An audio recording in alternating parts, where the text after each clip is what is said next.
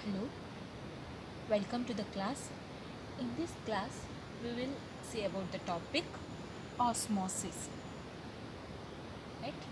So, let us consider the some phenomena that happens in a day-to-day life.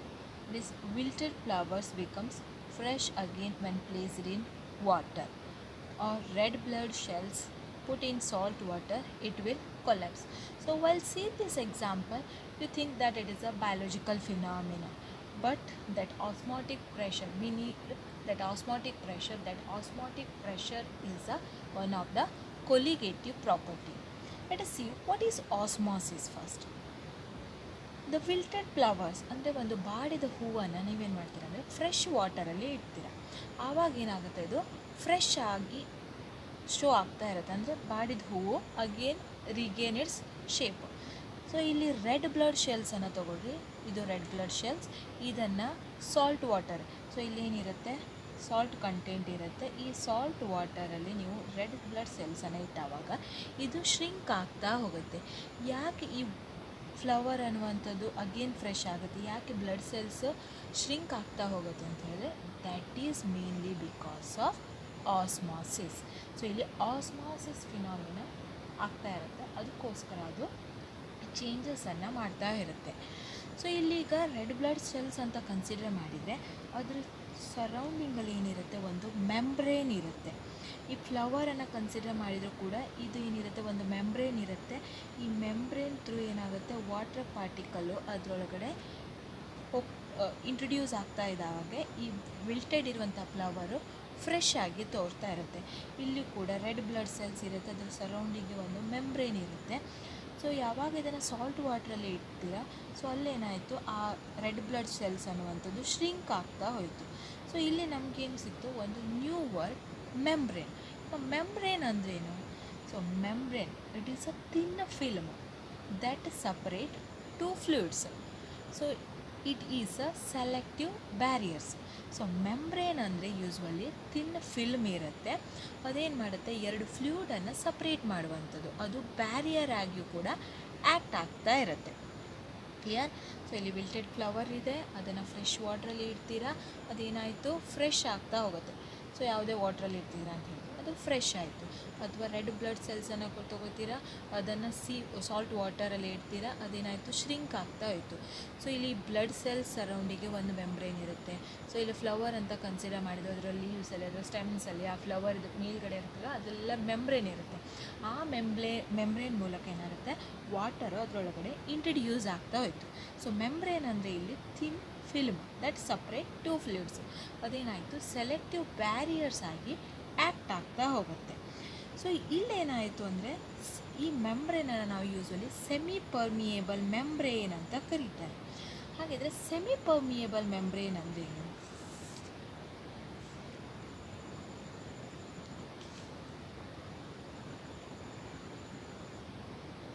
Here we see semi-permeable membrane. So what is that semi-permeable membrane? A membrane which permits only small solvent molecule through it.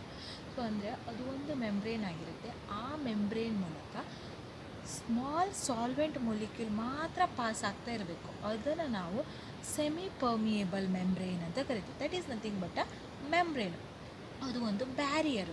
So ಆ barrier ಮೂಲಕ ಏನಾಗುತ್ತೆ, ಒಂದು small particles ಮಾತ್ರ, solvent particles ಮಾತ್ರ introduce ಆಗ್ತಾ ಇರುತ್ತೆ.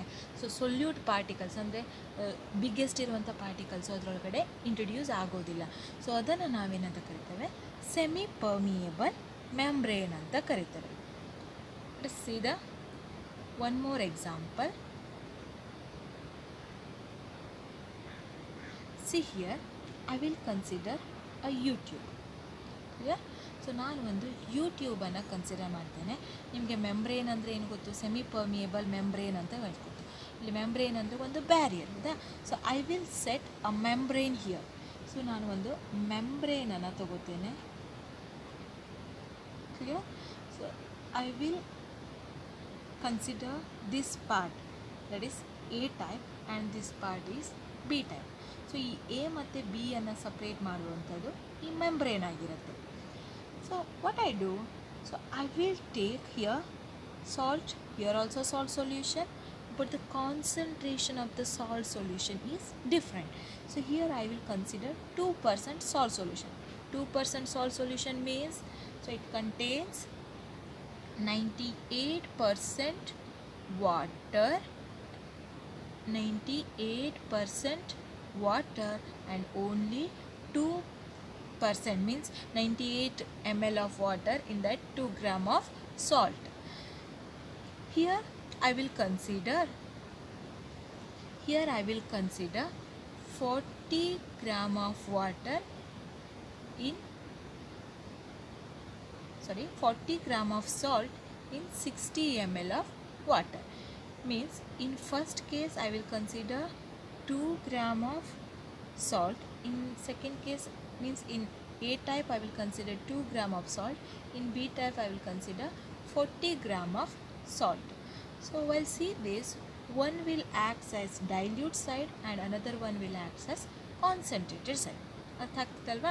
ಒಂದು semi permeable membrane ಅಂದರೆ ಏನು ಅಂತ ಗೊತ್ತು, ಮೆಂಬ್ರೇನ್ ಅಂದರೆ ಏನು ಅಂತ ಗೊತ್ತು. ನಾವಿಲ್ಲಿ ಏನು ಮಾಡ್ತೀವಿ ಅಂದರೆ ಟ್ಯೂಬನ್ನು ತೊಗೋತೇವೆ. ಆ ಟ್ಯೂಬಿಗೆ ನಾವು ಇನ್ ಬಿಟ್ವೀನು ಒಂದು ಸೆಮಿ ಪರ್ಮಿಯಬಲ್ ಮೆಂಬ್ರೇನನ್ನು ಅಟ್ಯಾಚ್ ಮಾಡ್ತೇವೆ, ಅಂದರೆ ಬ್ಯಾರಿಯರನ್ನು ಅಟ್ಯಾಚ್ ಮಾಡ್ತಾರೆ. ಸೊ ಇದೇನು ಮಾಡುತ್ತೆ, ಓನ್ಲಿ ಸ್ಮಾಲೆಸ್ಟ್ ಮೊಲಿಕ್ಯೂಲ್ ಪಾಸ್ ಆಗಲಿಕ್ಕೆ ಹೆಲ್ಪ್ ಮಾಡುತ್ತೆ. ಯಾವುದೇ ಬಿಗ್ಗೆಸ್ಟ್ ಮೊಲಿಕ್ಯೂಲು ಇದ್ರ ಥ್ರೂ ಪಾಸ್ ಆಗೋದಿಲ್ಲ. ನೆಕ್ಸ್ಟ್ ಏನು ಮಾಡ್ತೇನೆ ಅಂದರೆ ಇದನ್ನು ಎ ಟೈಪು, ಇದನ್ನು ಬಿ ಟೈಪ್ ಅಂತ ಕನ್ಸಿಡರ್ ಮಾಡ್ತೇನೆ. ಈ ಎ ಟೈಪಲ್ಲಿ 2% ಸಾಲ್ಟ್ ಅಂದರೆ 2 gram of salt in 100 ml. ಇಲ್ಲಿ ಏನು ಮಾಡ್ತೇನೆ ಅಂದರೆ 40% ಸಾಲ್ಟ್ ಸೊಲ್ಯೂಷನ್, 40 + 60 ಮೇಕ್ ಇಟ್ಟು 100 ml. ಸೊ ಇದೇನಾಯಿತು, ಆಬ್ವಿಯಸ್ಲಿ ಇದು ಡೈಲ್ಯೂಟ್ ಸೈಡ್ ಆಯಿತು, ಇದು ಕಾನ್ಸಂಟ್ರೇಟೆಡ್ ಸೈಡ್ ಆಯಿತು. Correct, A and B. So when you leave this system for 10 minutes, so 10 minutes ಬಿಟ್ಟು ನೋಡಿದವಾಗ ಏನಾಗುತ್ತೆ, ಇಲ್ಲಿರುವಂಥ ವಾಟರ್ ಏನಾಗುತ್ತೆ ಬಿ ಸೈಡಿಗೆ ಮೂವ್ ಆಗ್ತಾ ಹೋಗುತ್ತೆ. So the water molecule will move from A to B. The water molecule will move from A to B. So that is nothing but the water will move from lower concentration to higher concentration. So this phenomena, that is the water molecule or a small solvent molecule will move from lower concentration to the higher concentration, is called osmosis. So that is the osmosis process through a semi-permeable membrane. So ಯಾವುದ್ರ ಮೂಲಕ pass ಆಗುತ್ತೆ, semi permeable membrane ಮೂಲಕ solvent molecule lower concentration ಸೈಡಿಂದ higher concentration ಸೈಡಿಗೆ pass ಆಗ್ತಾ ಹೋಗುತ್ತೆ. By itself, it is a spontaneous process. ನೀವು ಯಾವುದೇ ಎಕ್ಸ್ಟರ್ನಲ್ ಫೋರ್ಸನ್ನು ಅದಕ್ಕೆ ಅಪ್ಲೈ ಮಾಡಬೇಕು ಅಂತಿಲ್ಲ. ಈ ಸಿಸ್ಟಮನ್ನು ಮಾಡಿ semi permeable ಮೆಂಬ್ರೇನನ್ನು ಇಟ್ಟಾವಾಗ, so ಇಲ್ಲೇನಾಯಿತು, water molecule, ಅದು ಹೇಗೆ ಗೊತ್ತಾಗುತ್ತೆ, ಇಲ್ಲಿ ವಾಟರ್ ಲೆವೆಲು ಇನ್ಕ್ರೀಸ್ ಆಗ್ತಾ ಹೋಗುತ್ತೆ. ಸೊ ಇಲ್ಲಿ ವಾಟರ್ ಲೆವೆಲ್ ಇನ್ಕ್ರೀಸ್ ಆಗ್ತಾ ಇದೆ ಅಂದರೆ ವಾಟರ್ ಮೊಲಿಕ್ಯೂಲು ಎ ಸೈಡಿಂದ ಬಿ ಸೈಡಿಗೆ ಮೂವ್ ಆಗ್ತಾ ಇದೆ ಅಂತ ಹೇಳ್ಬೋದು. ಸೊ ಇಲ್ಲೇನಾಯಿತು, ಲೋವರ್ ಕಾನ್ಸಂಟ್ರೇಷನ್ ಅಂದರೆ ಎ ಸೈಡ್ 2% ಸಾಲ್ಟ್ ಸೊಲ್ಯೂಷನ್ ಇತ್ತಲ್ವ, ಅಲ್ಲಿಂದ 40% ಸಾಲ್ಟ್ ಸೊಲ್ಯೂಷನ್ ಹೈಯರ್ ಕಾನ್ಸಂಟ್ರೇಷನ್ ಕಡೆಗೆ ವಾಟರ್ ಮೊಲಿಕ್ಯೂಲು ಮೂವ್ ಆಗ್ತಾ ಇದೆ. ಈ ಪ್ರೊಸೆಸನ್ನು ನಾವು ಆಸ್ಮಾಸಿಸ್ ಅಂತ ಕರಿತೇವೆ. ಕ್ಲಿಯರ್? ಸೊ ಇಲ್ಲಿ ಏನು ನೋಡಬೇಕು, ನಮಗೆ ಏನು ಗೊತ್ತಿರಬೇಕು, ಮೆಂಬ್ರೇನ್ ಅಂದರೆ ಏನು ಗೊತ್ತಿರಬೇಕು, semi permeable membrane. Membrane and semi permeable membrane both are same. So ಅದು ಸೆಲೆಕ್ಟಿವ್ ಬ್ಯಾರಿಯರ್ ಅಂತ ಕರಿತೇವೆ. ಸೆಮಿ ಪರ್ಮಿಯೇಬಲ್ ಮೆಂಬ್ರೇನ್ ಅಂದರೆ it is a membrane. Membrane means a thin film that separate two fluids. So tea ಮಾಡುವಾಗ ಒಂದು ಜಾಳಿಗೆ use ಮಾಡ್ತಿರಲ್ವ, so ಅದನ್ನು ಕೂಡ ನಾವು membrane ಅಂತ ಕರಿಬೋದು. ಟೀ ಪೌಡರ್ ಮೇಲ್ಗಡೆ ಇರುತ್ತೆ, ನಮ್ಗೆ ಬೇಕಾಗಿರೋಂಥ ಲಿಕ್ವಿಡ್ ಫಾರ್ಮು ಕೆಳಗಡೆ ಲೋಟದಲ್ಲೇ ಹಾಕ್ತೀವಲ್ಲ, so that is membrane. So ಇಲ್ಲಿ ಸೆಮಿ ಪರ್ಮಿಯೇಬಲ್ ಮೆಂಬ್ರೇನ್ ಅಂದರೆ a membrane which permits only small solvent molecule through it. So small solvent molecule ಮಾತ್ರ ಪಾಸ್ ಆಗಬೇಕು, ಅದನ್ನು ನಾವು ಸೆಮಿ ಪರ್ಮಿಯೇಬಲ್ ಮೆಂಬ್ರೇನ್ ಅಂತ ಕರಿತೇವೆ. ಇಲ್ಲಿ ಸಾಲ್ವೆಂಟ್ ಮೊಲಿಕ್ಯೂಲು ಲೋವರ್ ಕಾನ್ಸಂಟ್ರೇಷನಿಂದ ಹೈಯರ್ ಕಾನ್ಸಂಟ್ರೇಷನ್ ಕಡೆಗೆ ಮೂವ್ ಆಗ್ತಾ ಇದೆ ಅಂತ ಹೇಳಿದ್ರೆ ಅದನ್ನು ಆಸ್ಮಾಸಿಸ್ ಅಂತ ಕರಿತೇವೆ. So from this we can conclude or we can say that what is osmosis. So here osmosis means the phenomena of movement of solvent molecule from the solvent to the solution or from or dilute to the concentrated side through a semi-permeable membrane. So same ಇದೆ ನೋಡಿ. So ಇಲ್ಲಿ dilute side ಇದೆ, ಇಲ್ಲಿ concentrated side ಇದೆ, ಇಲ್ಲಿ semi permeable ಮೆಂಬ್ರೇನನ್ನು use ಮಾಡ್ತೀರಾ. So ಇಲ್ಲಿಂದ ಸಾಲ್ವೆಂಟು ಈ ಕಡೆಗೆ ಮೂವ್ ಆಗ್ತಾ ಇರುತ್ತೆ, ಅಥವಾ from solvent to the solution. ಇಲ್ಲಿ ಸಾಲ್ವೆಂಟ್ ಅಂದರೆ ಲೋವರ್ ಕಾನ್ಸಂಟ್ರೇಷನ್ ಅಂತ ಕನ್ಸಿಡರ್ ಮಾಡ್ತೇವೆ, ಸೊಲ್ಯೂಷನ್ ಅಂದರೆ higher concentration. Because so when you are mix solute to a solvent, obviously its concentration will increases, correct? So that is solution. Solvent ಇಂದ ಸೊಲ್ಯೂಷನಿಗೆ move ಆಗಬೇಕು, ಅಥವಾ lower ಕಾನ್ಸಂಟ್ರೇಷನಿಂದ higher concentration ಕಡೆಗೆ move ಆಗ್ತಾ ಇದೆ ಅಂತ ಹೇಳಿದ್ರೆ ನಾವು ಆ ಫಿನಾಮಿನಾವನ್ನು ಆಸ್ಮೋಸಿಸ್ ಅಂತ ಕರಿತೇವೆ. ಈ ಡೆಫಿನೇಷನ್ ನಿಮಗೆ ವೆರಿ ವೆರಿ ಇಂಪಾರ್ಟೆಂಟ್.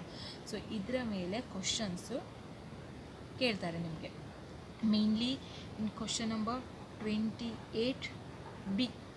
28B ಏನಿದೆ ಅಲ್ವಾ. ಸೊ ಈ ಕ್ವಶನ್ನು ಆಸ್ಮೋಸಿಸ್ ಅಥವಾ ರಿವರ್ಸ್ ಆಸ್ಮೋಸಿಸ್ ಫಿನಾಮಿನನ್ಗೆ ಬಿಲಾಂಗ್ ಆಗಿರುತ್ತೆ. ಸೊ ಅಲ್ಲಿ ಏನು ಕೇಳ್ಬೋದು, ರೆಡ್ ಬ್ಲಡ್ ಸೆಲ್ಸ್ ಬಗ್ಗೆ ಕೇಳ್ಬೋದು, ಅಥವಾ ಹೇಗೆ ಆಸ್ಮೋಸಿಸ್ ಪ್ರೊಸೆಸ್ ಆಗುತ್ತೆ ಅಂತ, ಅಥವಾ ಸೆಮಿ ಪರ್ಮಿಯಬಲ್ ಮೆಂಬ್ರೇನ್ ಅಂದ್ರೇನು, ಅಥವಾ ಡಿಫೈನ್ ಆಸ್ಮೋಸಿಸ್ ಅಂತ ಕೇಳ್ಬೋದು. ಸೊ ಆಸ್ಮೋಸಿಸ್ ಅಂದರೆ ಇದು ಒಂದು ಫಿನಾಮಿನ. ಸೊ ಏನದು, ಡೈಲ್ಯೂಟ್ ಟು ದ ಕಾನ್ಸಂಟ್ರೇಟೆಡ್ ಸೈಡಿಗೆ ಸಾಲ್ವೆಂಟ್ ಮೊಲಿಕ್ಯೂಲು ಮೂವ್ ಆಗುತ್ತೆ ಅಂತ ಹೇಳೋದನ್ನು ಆಸ್ಮೋಸಿಸ್ ಅಂತ ಕರೀತಾರೆ. Let us see some more example. See this, here I will consider red blood cells. So this blood cells is 1% solution, that is mass by volume. Here I will consider two solvent side. So this is made up of 0.1% weight by mass by volume, here 10% mass by volume. So ಇಲ್ಲೇನು ಮಾಡ್ತೇನೆ ಅಂತ ಹೇಳಿದ್ರೆ, red blood ಸೆಲ್ಸನ್ನು consider ಮಾಡ್ತೇನೆ. ಈ blood cells ಅದರದ್ದು concentration ಏನಿದೆ 1% wait by volume. ಇಲ್ಲೇನು ಮಾಡ್ತಾರೆ ಅಂದರೆ salt ವಾಟರನ್ನು ತೊಗೋತೇನೆ.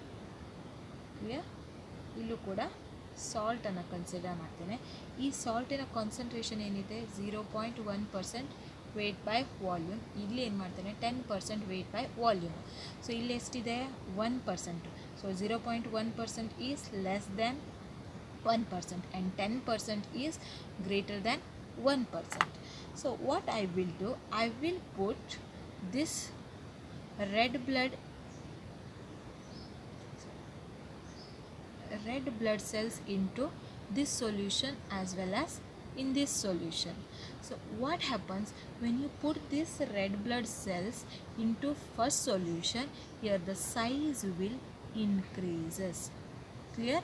But in case of 10% solution, it start shrinking. So why this happens? So this is because of osmosis process. So ಇದು ಯಾಕೆ ಆಗತ್ತೆ ಅಂತ ಹೇಳಿದ್ರೆ ಆಸ್ಮೋಸಿಸ್ ಪ್ರೊಸೆಸ್ ಏನಿರುತ್ತೆ, ಸಾಲ್ವೆಂಟ್ ಮೊಲಿಕ್ಯೂಲು ಲೋವರ್ ಕಾನ್ಸಂಟ್ರೇಷನಿಂದ ಹೈಯರ್ ಕಾನ್ಸಂಟ್ರೇಷನ್ ಕಡೆಗೆ ಮೂವ್ ಆಗಬೇಕಲ್ವಾ. ಸೊ ಇಲ್ಲಿರುವಂಥ ರೆಡ್ ಬ್ಲಡ್ ಸೆಲ್ಸ್ ಏನಾಯಿತು, ಲಾರ್ಜ್ ಇನ್ ಸೈಜ್ ಆಯಿತು. ಸೊ ಇಲ್ಲಿ ಏನಿದೆ 0.1 ಕಾನ್ಸಂಟ್ರೇಟೆಡ್ ಇದೆ. ಸೊ ಇವೆಲ್ಲವೂ ಕೂಡ ಇದ್ರ ಒಳಗಡೆ ವಾಟರ್ ಮೊಲಿಕ್ಯೂಲ್ ಏನಾಯಿತು 0.1ಇಂದ 1% ಇರೋದ್ರ ಕಡೆ ಲೋವರ್ ಟು ಹೈಯರ್ ಕಡೆ ಮೂವ್ ಆಗ್ತಾ ಹೋಗುತ್ತೆ. ಆವಾಗ ಆಟೋಮೆಟಿಕಲಿ ಬ್ಲಡ್ ಸೆಲ್ಸಿನ ಸೈಜು ಜಾಸ್ತಿ ಆಗ್ತಾ ಹೋಗುತ್ತೆ, ದಟ್ ಈಸ್ ಸ್ವೆಲ್ಲಿಂಗ್ ಆಗುತ್ತೆ. Yeah, so when you put the same red blood cells into a higher concentrated solution, that is 10% ಇದೆ. ಸೊ ಆವಾಗ ಏನಾಯಿತು, ಅದು ಶ್ರಿಂಕ್ ಆಗುತ್ತೆ. ಯಾಕೆ, the water molecule will move from lower to higher concentration. So ಇಲ್ಲೇನಿದೆ 1% ಇದೆ, correct. ಇಲ್ಲಿ 10% ಇದೆ. ಇಲ್ಲಿರುವಂಥ ವಾಟರ್ ಮೊಲಿಕ್ಯೂಲು ಇದಕ್ಕೆ ರಿಲೀಸ್ ಆಗ್ತಾ ಹೋಗುತ್ತೆ. ಆಟೋಮೆಟಿಕಲಿ ರೆಡ್ ಬ್ಲಡ್ ಸೆಲ್ಸ್ ಏನಾಯಿತು, ಶ್ರಿಂಕ್ ಆಯಿತು. ಸೊ ಈ ಎಕ್ಸಾಂಪಲ್ ಮೇಲೆ ಅಥವಾ ಈ ಕನ್ಸೆಪ್ಟ್ ಮೇಲೆ ನಿಮಗೆ ಕ್ವಶನ್ಸನ್ನು ತುಂಬ ಸಲ ಕೇಳ್ತಾರೆ. ಇವನ್ 2020 ಪ್ರಿಪ್ರೇಟ್ರಿಯಲ್ಲೂ ಕೂಡ ಈ ಕ್ವಶನ್ಸನ್ನು ಕೇಳಿದರು. ಸೊ ಇಲ್ಲಿ ಕ್ವಶನ್ಸ್ ಹೇಗಿತ್ತು ಅಂತ ಹೇಳಿದ್ರೆ, what happens when blood cell is dipped in a solution containing more than normal saline concentration. So ಏನಾಗುತ್ತೆ, ಒಂದು ರೆಡ್ ಬ್ಲಡ್ ಸೆಲ್ಸ್ ಇದೆ, ಆ ಬ್ಲಡ್ ಸೆಲ್ಲನ್ನು ನೀವು ಸೊಲ್ಯೂಷನಲ್ಲಿ ಡಿಪ್ ಮಾಡ್ತೀರಾ. ಸೊ ಯಾವ ಸೊಲ್ಯೂಷನಲ್ಲಿ ಡಿಪ್ ಮಾಡ್ತೀರಾ ಅಂತ ಹೇಳಿದ್ರೆ, ಮೋರ್ ಕಾನ್ಸಂಟ್ರೇಟೆಡ್ ಇರುವಂಥ ಸೊಲ್ಯೂಷನಲ್ಲಿ ಡಿಪ್ ಮಾಡ್ತೀರಾ. ಆವಾಗ ಏನಾಗುತ್ತೆ ಅಂತ, so this will start shrink. So ಇಲ್ಲೇನಾಗುತ್ತೆ ಅಂದರೆ ಶ್ರಿಂಕಿಂಗ್ ಆಗುತ್ತೆ ಅಥವಾ ಇಟ್ ವಿಲ್ ಶ್ರಿಂಕ್ಸ್ ಅಂತ ಬರೀಬೇಕು. ಕ್ಲಿಯರ್? ಒಂದು ರೆಡ್ ಬ್ಲಡ್ ಸೆಲ್ಸ್ ಇರುತ್ತೆ. ಸೊ 1% ವೇಟ್ ಬೈ ವಾಲ್ಯೂಮ್ ಅಂತ ಕನ್ಸಿಡರ್ ಮಾಡ್ತೇನೆ. ಇಲ್ಲಿ ಒಂದು ಡೈಲ್ಯೂಟ್ ಸೊಲ್ಯೂಷನು, ಇನ್ನೊಂದು ಕಾನ್ಸಂಟ್ರೇಟೆಡ್. ಸೊ ಇದ್ರಿಗಿಂತ ಕಾನ್ಸಂಟ್ರೇಷನ್ ಕಡಿಮೆ ಇದ್ದರೆ ರೆಡ್ ಬ್ಲಡ್ ಸೆಲ್ಸ್ ಸ್ವೆಲ್ ಆಗುತ್ತೆ. ಸೊ ಇದ್ರದ್ದು ಕಾನ್ಸಂಟ್ರೇಷನ್ ಕಡಿಮೆ ಇದ್ದರೆ it will shrinks. Similarly preparation of mango pickle R any pickle, so ಅಲ್ಲೂ ಕೂಡ same concept, osmosis concept work ಆಗುತ್ತೆ. ಸೊ ಅಲ್ಲಿ ಏನು ಮಾಡ್ತೀರಾ ನೀವು, ಒಂದು ರಾ ಮ್ಯಾಂಗೋವನ್ನು ತೊಗೊಂಡು ಅದನ್ನು ಸಾಲ್ಟ್ ವಾಟ್ರಲ್ಲಿ ಹಾಕ್ತೀರಾ. ಸೊ ಇಲ್ಲಿ ರಾ ಮ್ಯಾಂಗೋ ಇರುತ್ತೆ, ಸಾಲ್ಟ್ ವಾಟ್ರು, ಆಬ್ವಿಯಸ್ಲಿ ಇದ್ರದ್ದು ಕಾನ್ಸಂಟ್ರೇಷನು ಇದ್ರಿಗಿಂತ ಜಾಸ್ತಿ ಇರುತ್ತೆ. ಸೊ ಆ ಕೇಸಸಲ್ಲಿ ಏನಾಗುತ್ತೆ, ಇದರಲ್ಲಿರೋಂಥ ವಾಟರ್ ಮೊಲಿಕ್ಯೂಲು ಇದಕ್ಕೆ ರಿಲೀಸ್ ಆಗುತ್ತೆ, ಆ ಮ್ಯಾಂಗೋ ಏನಾಗುತ್ತೆ, ಶ್ರಿಂಕ್ ಆಗುತ್ತೆ. ಸೊ ಇದೇ ಕಾನ್ಸೆಪ್ಟ್ ಮೇಲೆ ನಿಮಗೆ ಕ್ವಶನ್ಸನ್ನು ಎಕ್ಸಾಮಲ್ಲಿ ಕೇಳ್ತಾರೆ. That to mainly in 28B. So ಇದು ಮ್ಯಾಂಗೋ ಅಲ್ಲ ಅಂತ ತಿಳ್ಕೊಬೇಡ್ರಿ, ಇದು ಮ್ಯಾಂಗೋ ಈ ಶೇಪಲ್ಲಿ ಇರಲ್ಲ ಅಂತ ನಾನು ಸುಮ್ಮನೆ ಹೀಗೆ ಬಿಡಿಸಿದ್ದದು. ಸೊ ಮ್ಯಾಂಗೋ ಏನಿರುತ್ತಲ್ಲ, ರಾ ಮ್ಯಾಂಗೋ, ಅದನ್ನು ಸಾಲ್ಟ್ ವಾಟ್ರಿಗೆ ಹಾಕ್ತಿದ್ದಾರೆ ಅಂದರೆ ಅದು ಕೂಡ ಇದೇ ಥರ ಶ್ರಿಂಕ್ ಆಗುತ್ತೆ, same as blood cells. So this is mainly about osmosis. So ಇದೇನಾಯಿತು, ನಮಗೆ ಆಸ್ಮಾಸಿಸ್ ಆಯಿತು. ಸೊ ಈ ಆಸ್ಮಾಸಿಸ್ ಫಿನಾಮಿನಾ ಆಗ್ತಾಯಿದೆ ಅಂತ ಹೇಳಿದ್ರೆ ನಾವೇನು ಮಾಡ್ತೀರ ಅಂದರೆ ಇಲ್ಲಿ ಪ್ರೆಷರನ್ನು ಅಪ್ಲೈ ಮಾಡ್ತೀರ. ಸೊ ಆ ಪ್ರೆಷರಿಂದ ಏನಾಗುತ್ತೆ, ಸಾಲ್ವೆಂಟ್ ಟು ಸೊಲ್ಯೂಷನ್ ಕಡೆಗೆ ಮೂವ್ ಆಗೋದು ಸ್ಟಾಪ್ ಆಗುತ್ತೆ. ಅದಕ್ಕೆ ನಾವು ಆಸ್ಮಾಟಿಕ್ ಪ್ರೆಷರ್ ಅಂತ ಕರಿತೇವೆ. So that is one of the colligative property. So we see that colligative property in next class. But ಇಲ್ಲಿ ನಿಮ್ಗೆ ಏನು ಗೊತ್ತಿರಬೇಕು, ಆಸ್ಮಾಸಿಸ್ ಅಂದರೆ ಏನು, ಆಸ್ಮಾಸಿಸ್ ಫಿನಾಮಿನಾ ಯಾವುದ್ರ ಥ್ರೂ ಆಗುತ್ತೆ, ಆಸ್ಮಾಸಿಸ್ ಅನ್ನೋಂಥ ಕಾನ್ಸೆಪ್ಟ್ ಗೊತ್ತಿರಬೇಕು. ಅಲ್ಲಿ ಮೆಂಬ್ರೇನ್ ಅಂದರೆ ಏನು ಅಂತ ಗೊತ್ತಿರಬೇಕು, ಸೆಮಿ ಪರ್ಮಿಯೇಬಲ್ ಮೆಂಬ್ರೇನ್ ಅಂದರೆ ಏನು ಅಂತ ಗೊತ್ತಿರಬೇಕು. ನೆಕ್ಸ್ಟು ಲೋವರ್ ಕಾನ್ಸಂಟ್ರೇಷನಿಂದ ಹೈಯರ್ ಕಾನ್ಸಂಟ್ರೇಷನ್ ಕಡೆಗೆ ಸಾಲ್ವೆಂಟ್ ಮೊಲಿಕ್ಯೂಲು ಮೂವ್ ಆಗ್ತಾ ಇದೆ through a semi permeable membrane ಅಂದರೆ ಅದನ್ನು ಆಸ್ಮಾಸಿಸ್ ಅಂತ ಕರೀತಾರೆ. ಡೆಫಿನೇಷನ್ ನೆನ್ಪಿಟ್ಕೊಡ್ರಿ, the phenomenon of movement of solvent molecule from the solvent to the solution or from a dilute to the concentration side through a semi-permeable membrane is called osmosis. Next ಈ example ಮೇಲೆ ನಿಮಗೆ 1 mark questions ಕೇಳೋ chances ಜಾಸ್ತಿ ಇರುತ್ತೆ. Red blood ಸೆಲ್ಸನ್ನು ಅದಕ್ಕಿಂತ ಕಡಿಮೆ concentrated ಇರುವಂಥ ಸೊಲ್ಯೂಷನಲ್ಲಿ ಹಾಕಿದವಾಗ ಅದರಲ್ಲಿ ಏನು ಚೇಂಜಸ್ ಆಗುತ್ತೆ, ಸ್ವೆಲ್ಲಿಂಗ್ ಆಗುತ್ತೆ. ಸೊ ಇದಕ್ಕಿಂತ ಜಾಸ್ತಿ ಕಾನ್ಸಂಟ್ರೇಟೆಡ್ ಇರೋ ಸೊಲ್ಯೂಷನಲ್ಲಿ ಏನಾಗುತ್ತೆ, ಶ್ರಿಂಕ್ ಆಗುತ್ತೆ. ಅಥವಾ ರಾ ಮ್ಯಾಂಗೋ ಕಾನ್ಸೆಪ್ಟನ್ನು ಕೇಳ್ಬೋದು, ಮ್ಯಾಂಗೋವನ್ನು ಸೆಲೈನ್ ವಾಟರ್ ಅಥವಾ ಸಾಲ್ಟ್ ವಾಟ್ರಲ್ಲಿ ಹಾಕಿದವಾಗ ಏನು ಚೇಂಜಸ್ ಆಗುತ್ತೆ, ಇದು ಶ್ರಿಂಕ್ ಆಗುತ್ತೆ. ಅಥವಾ ಇದು ಶ್ರಿಂಕ್ ಆಗಲಿಕ್ಕೆ ಕಾರಣ ಏನು, ವೈಟ್ ಸ್ಟಾರ್ಟ್ ಶ್ರಿಂಕಿಂಗ್ ಅಂತ ಕೇಳ್ಬೋದು, because of osmosis phenomena. Clear? Thank you.